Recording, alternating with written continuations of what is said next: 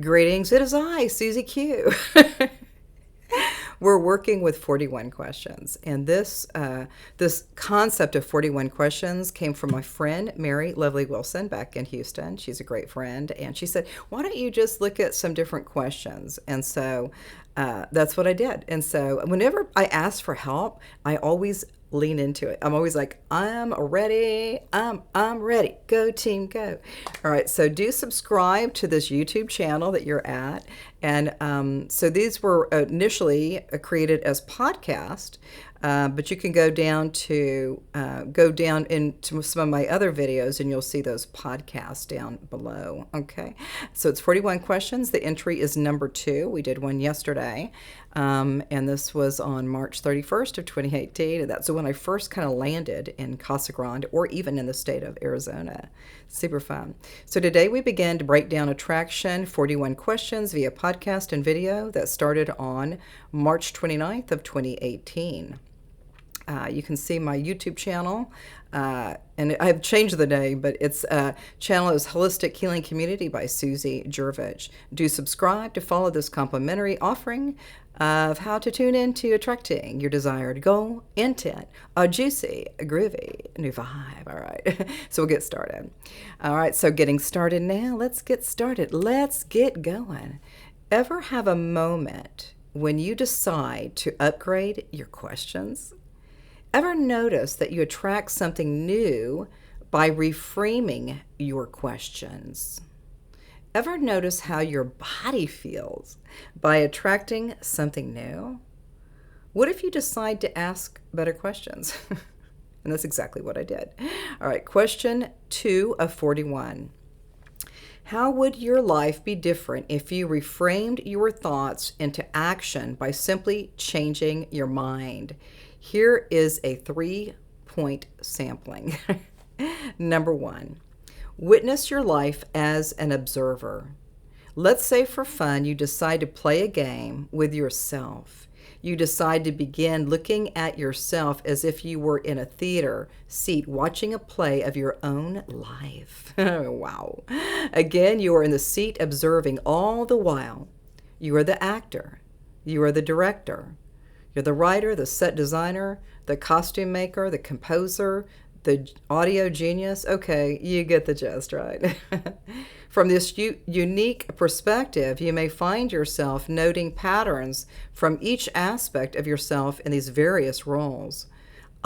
Theater, the grand illusion, and illuminator, all in one. Quite literally, all in one, meaning you create. Number 2. Notice patterns. You may remember the movie Groundhog Day. This film deeply illustrates the continual patterns that the character portrayed. Shifts in awareness as a character all of a sudden begins to notice the mishaps repeatedly occurring at the same location, same time, same feeling related to the mishap. Bam. Da-dum. The pattern has now been busted. Continual loop on the scenario dissolves as the pattern buster has saved the day. The character in the film realized he was living the same day over and over again, meaning you notice.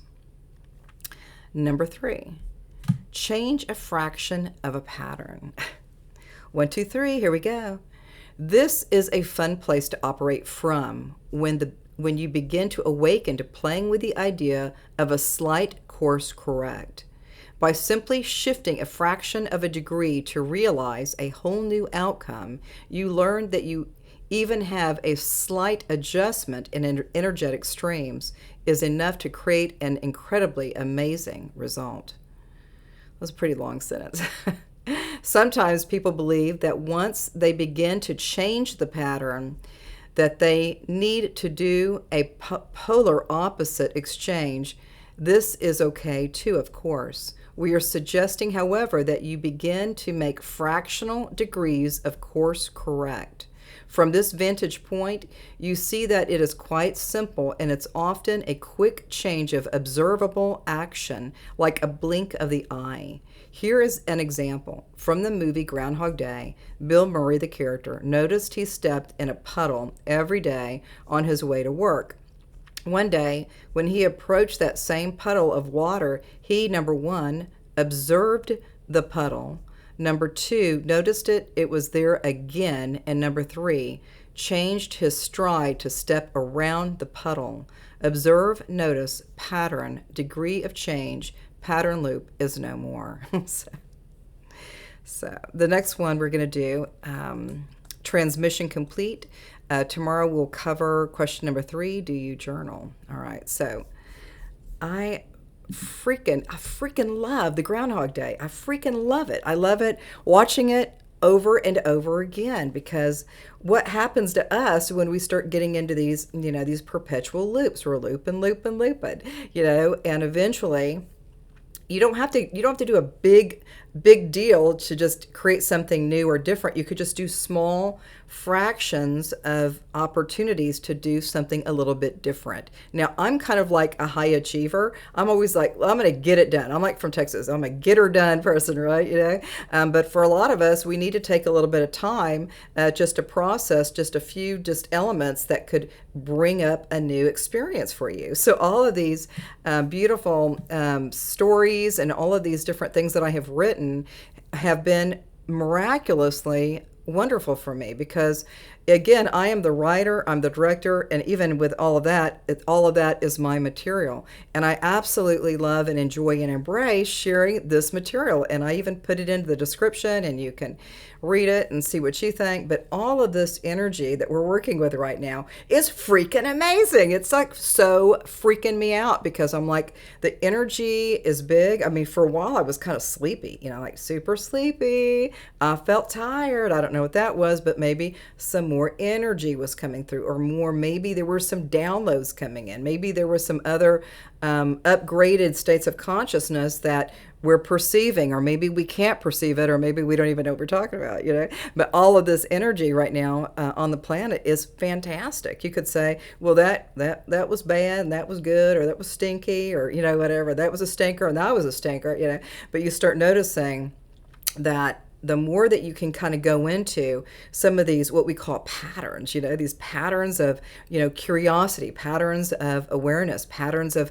I'm ready to make a change. I'm ready to shift a little bit, then all of a sudden that shift goes all the way. It goes all the way. So once you start jumping into some of these vortices or some of these portals, you're just like, whoa, you're kind of going into another space of beautiful energies that have been ready for us the whole time. So a lot of times with us, with the energies that we're in, our bodies are energy. Everything is energy, right? Everything. This body of mine, I think it's kind of cute, but it's basically energy. You're looking at an energy being, and that's it, right?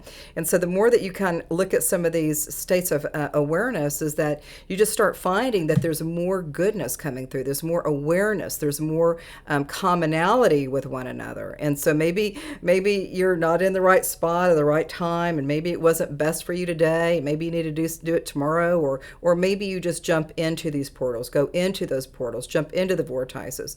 All of this energy right now is ripe for each one of us to have a better experience. Now, today was all about kind of the Groundhog Day, and all of that curiosity and wonderment, and watching a person change, and so that character Jim Carrey, he was constantly doing the same thing over and over again, and he was fine with it. He was like, ta-da, I'm gonna go to work today, and then he finally started noticing every day. It took a while in the movie, and I don't know who the writer was, but bravo for the written material, but then you start looking at, he just noticed that he kept doing the same thing, a repetitive thing, and it wasn't cool.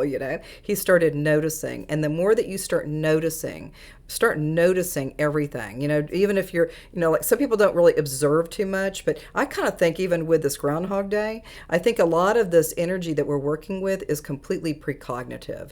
So that precognitive piece is already showing us, and what the next thing we do once we get that precognitive awareness, and you the awareness is coming, and you already know it's there, and you just have to kind of jump into that space. So that precognitive energy is really supporting each one of us. Boots on the ground, people. Boots on the ground. We're here for the earthly school. We're doing our best. We're cheeky. We're silly. We're sad. I don't know. We have so much of a drama. It all goes back to Shakespeare. I love Shakespeare. Anyway, but that's what I've been, kind of working with is just processing. If you could just do one thing, especially with this podcast material that I did, I think I did 41 of these podcasts. But you can just do one thing. You don't have to go big. You can go big if you want, or you could just do, I'm just going to make one little shift today, and it feels good. Okay, so maybe later in the day, okay, so I got that. I know I know what's going on with that. And then maybe I might do something else, maybe. But you don't have to do big events. You could just start doing little instrumental. I don't even know what that word is. I don't know. But just do a little bit every day and see if you can get some more guidance. But that precognition is already in your field, and it's up to you to step into your next best creative support. So I think that's it for now. We'll see you soon. and namaste.